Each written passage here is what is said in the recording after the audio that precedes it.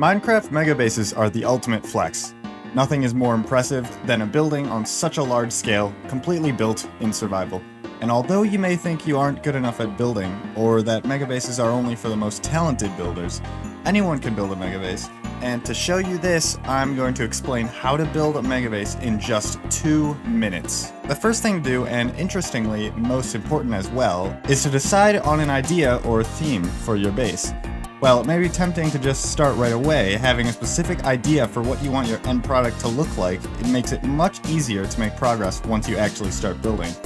Don't be afraid to take inspiration from other people's creations, Google images, or even real-life buildings. Once you have your idea, it's time to put it into action. However, before you start building on your survival world, go into Creative World to do some testing first. What I like to do is, firstly, build a framework on the ground, not necessarily for building, but just to determine how big you want your base to be.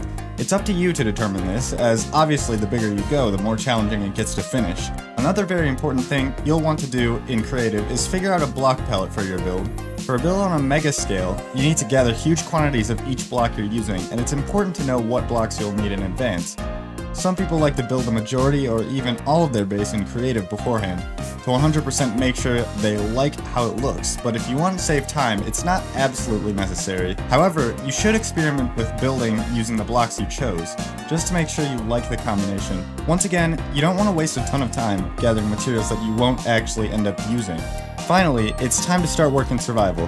One of the most important things here is to not rush your base's completion and rather to take it in small chunks. Working on one project too much can cause burnout and leave you not wanting to finish it.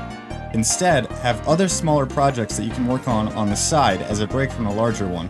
Another thing I like to do is think of my base in small chunks. This way, I know beforehand how much I'm going to build and can have a reachable end goal each time I go to work on my base.